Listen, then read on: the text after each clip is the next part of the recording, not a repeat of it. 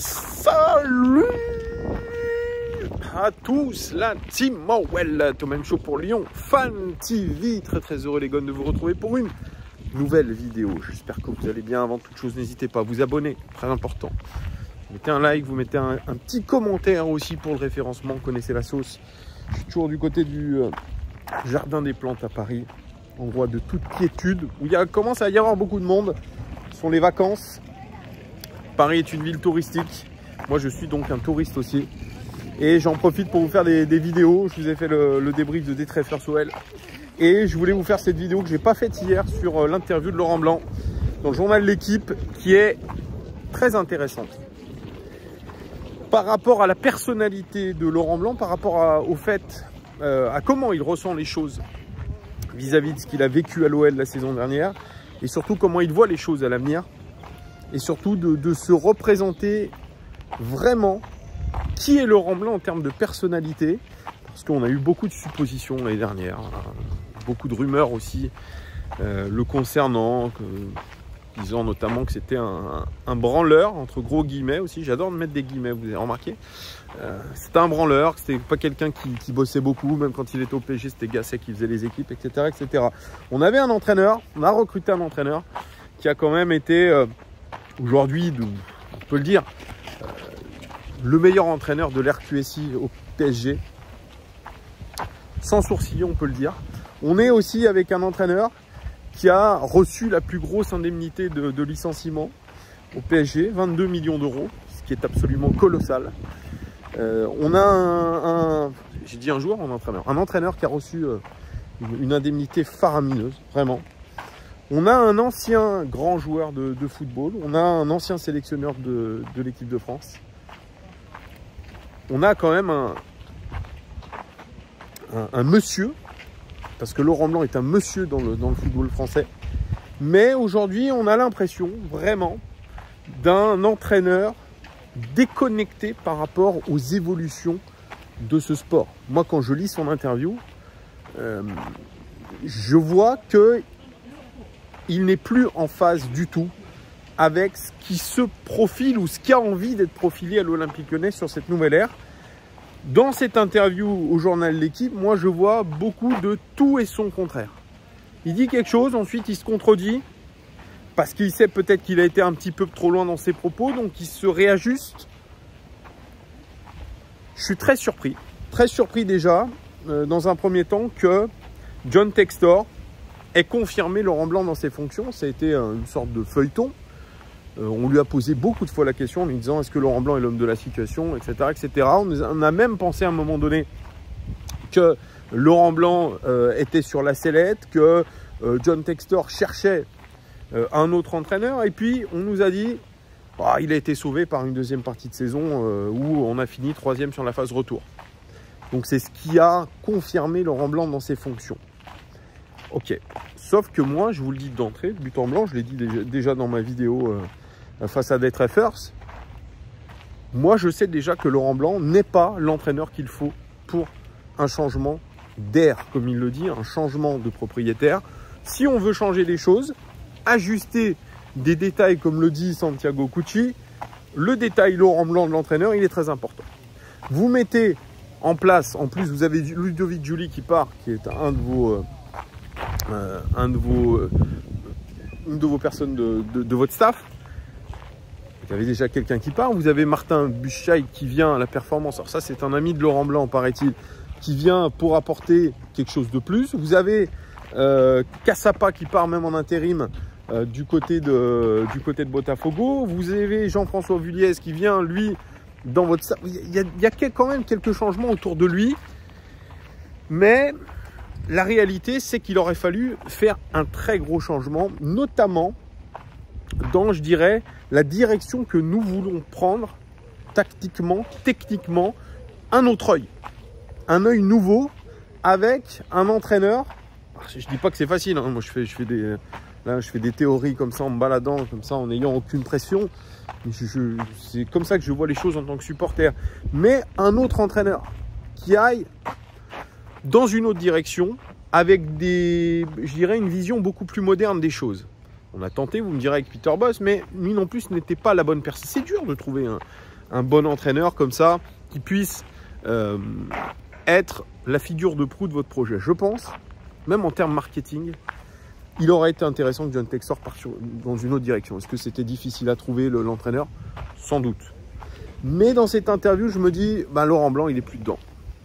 Déjà, quand il annonce, et ça c'est ce qui a été repris de partout, quand il annonce qu'il a voulu quitter l'Olympique Lyonnais, avant même la trêve de la Coupe du Monde, parce qu'il voyait que l'ambiance au club était délétère, notamment entre les joueurs. Je dis beaucoup notamment, je vous m'excuserai aussi, c'est un tic de langage.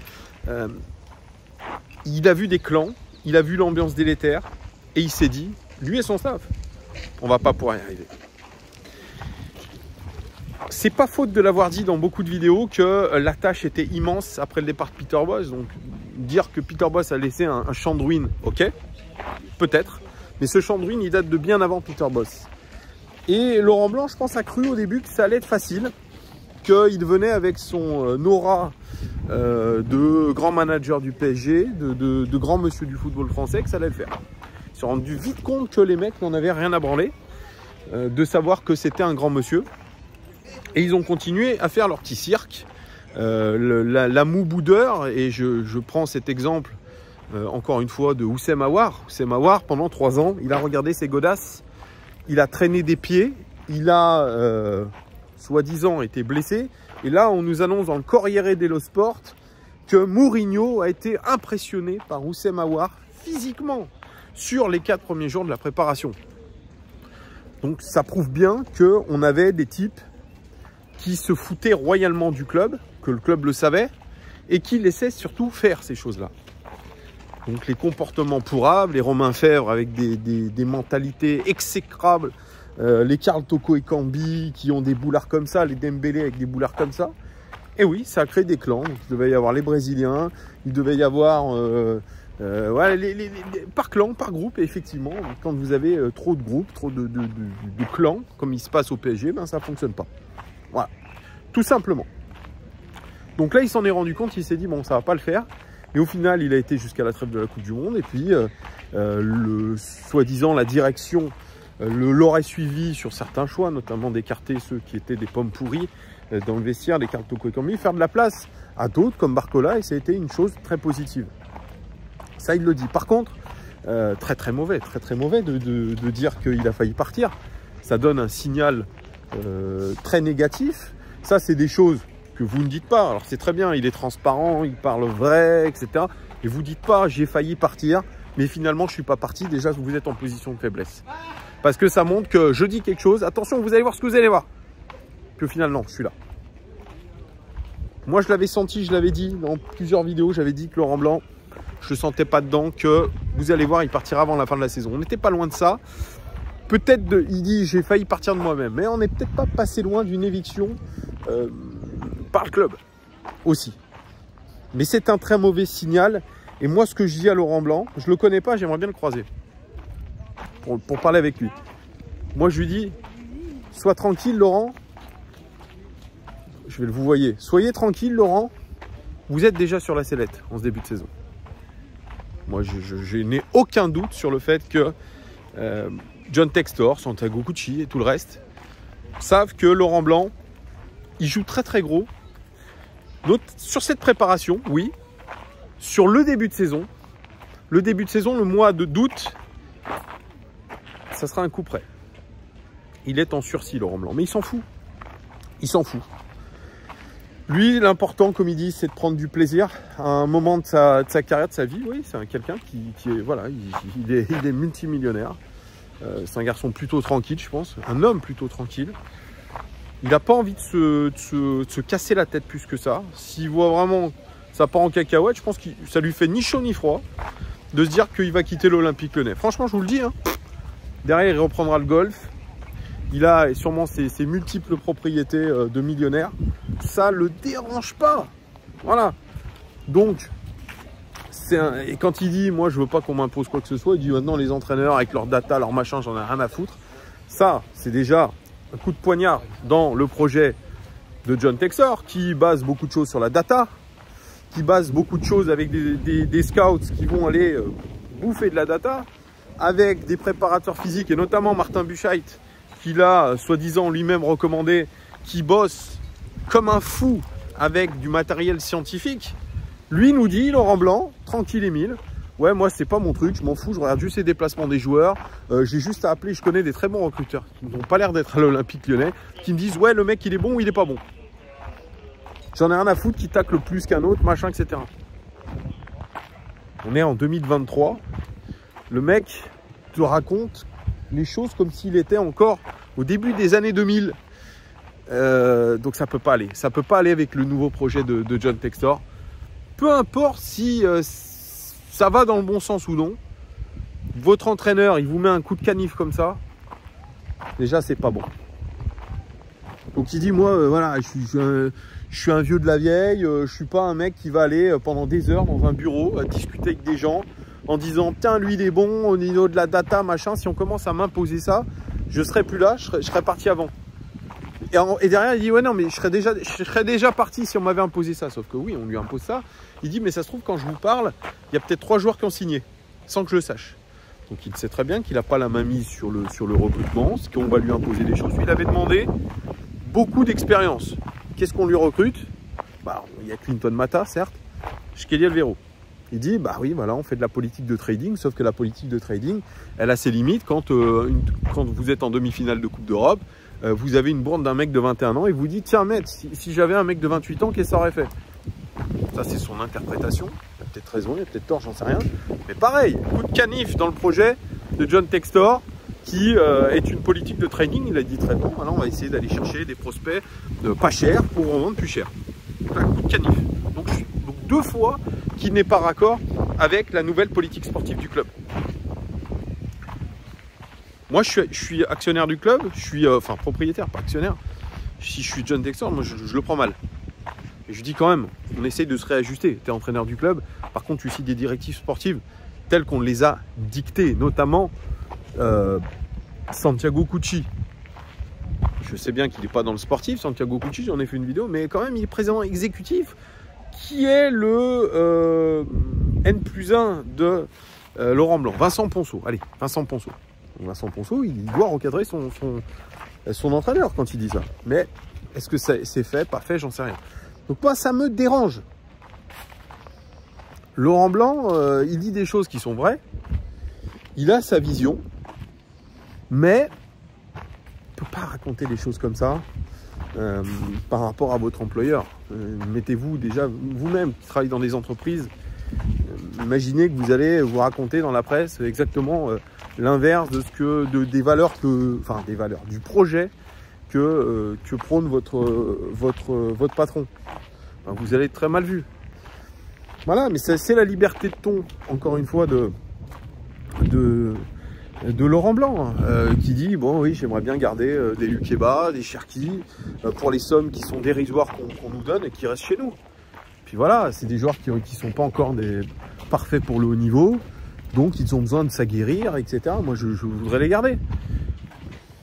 Bah oui, il se dit que finalement, dans toute cet amas de joueurs qu'il a à disposition, eh bien, il faut garder ceux qui ont quand même un tout petit peu d'expérience malgré leur jeunesse, et pour pouvoir être le plus compétitif possible. Parce qu'il dit, l'objectif, c'est vrai, c'est de revenir en Ligue des Champions. Il a dit en Ligue des Champions l'année prochaine.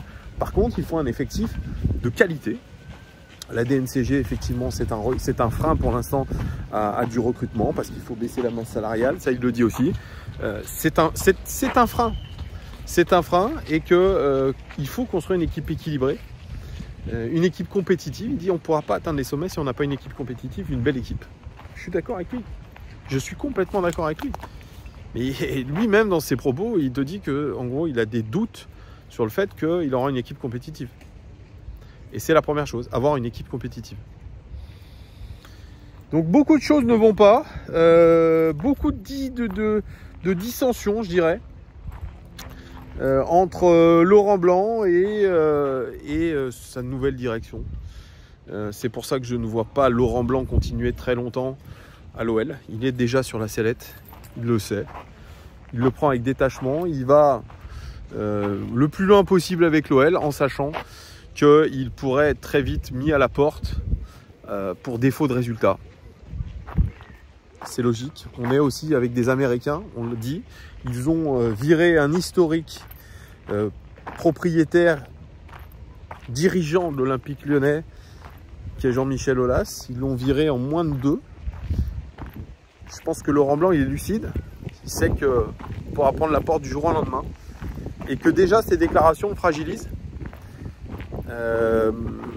Le début de préparation avec les mêmes propos, là je l'ai écouté avec Loris Martin de Wellplay, là, justification d'après-match. Moi j'ai vu des justifications d'après-match qu'il avait données à maintes reprises la saison dernière.